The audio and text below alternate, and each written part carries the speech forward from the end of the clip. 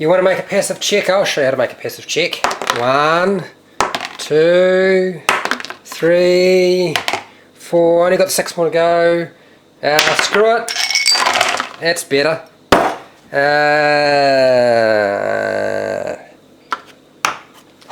Got a 20, not a 10. Got a 20! Hi, welcome to HowtoDandD. My name's Frederick Wheeler, and today I'm going to discuss passive checks. I'm also going to give you some examples. All of my references for this video come from page 175 of the Player's Handbook and Jeremy Crawford's Sage Advice. What is a passive check? Well, it's a special type of ability or skill check that doesn't in fact involve rolling any kind of die or dice. It is determined by 10 plus the ability or skill modifier. In the case where the player character might have advantage, then you would add plus 5 to the check. And in the case that they have disadvantage, then you would minus 5 from the check. A reasonable example of a passive check is a passive stealth check. 10, so we add 7, which comes to 17. So that's 10 plus the skill modifier gives you the result. There's your passive stealth check. Now, if you were to have advantage, then you would have to add another plus 5. That would be 10 plus 7 plus 5, because if you had advantage, so maybe the character is hiding in the woods and staying perfectly still, and the dungeon master decides they can have advantage, you would add 5.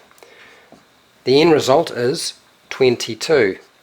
That is your new passive stealth check. There's a chance for failure, but it's up to the dungeon master whether they would apply advantage or not. If they have disadvantage, we then simply subtract 5. Maybe they are in heavy armor or have bells attached to them. Who knows? In this case, a passive stealth check would look something like this. It would be 12. So that's how you apply advantage and disadvantage to a passive check. Passive checks are a dungeon master's tool, not a player's tool. So when a player states to the dungeon master that they want their character to perform a particular act, it's up to the dungeon master to decide whether they will ask them to roll a 20-sided die to determine the result, or they might use a passive check. Now, given that a passive check is tied into some of the feats and other abilities and mechanics in the game, it's quite possible that a dungeon master might in fact decide to not use passive checks of any kind. If you're going to do this, I would suggest that you warn your players before they take a feat such as Observant, which allows them a bonus to passive investigation and passive perception. Passive checks can represent the average dice roll that a player might get from a 20-sided die roll, given that they roll it, say, 10 times. The average is actually greater than 10, but we simply assume that it is 10 for the sake of simplicity.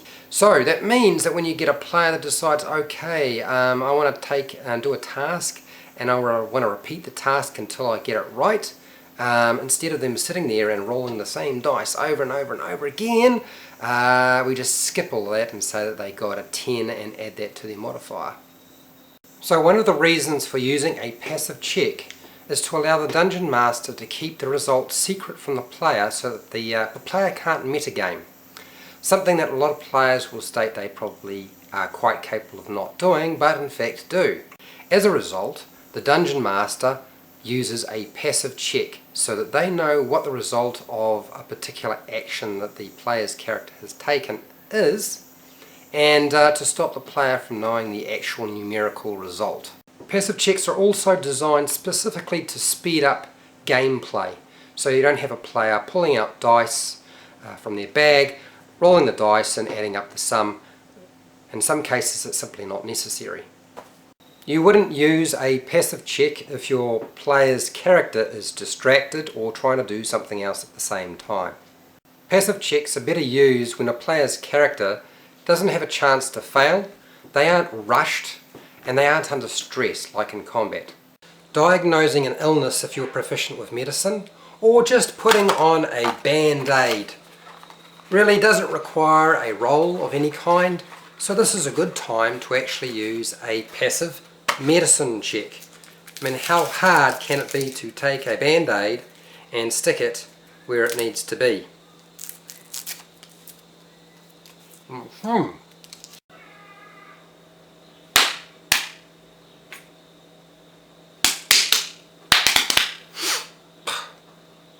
This is what I do when I'm driving home late at night and I'm tired.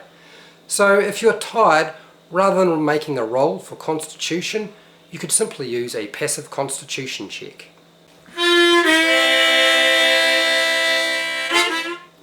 I'm not very good with a mouth organ or a musical instrument, but if you're trained with a musical instrument, rather than rolling a dice, why not just use a passive performance check? Dungeon Master can do this. Now imagine you are looking for secret doors.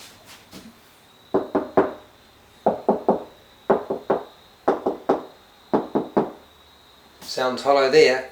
This is where the Dungeon Master can use a passive investigation check. Forging a document when you have the official copy is a good chance for the Dungeon Master to use a passive investigation check. Here we go.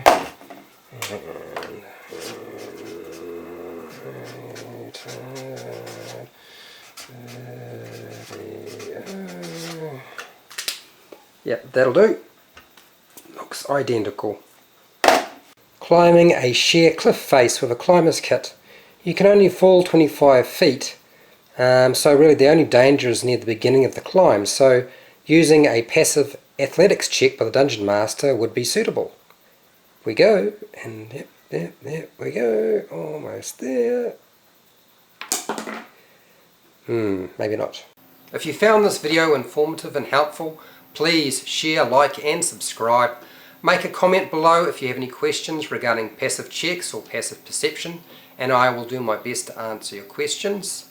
And till next time, keep rolling those 20s.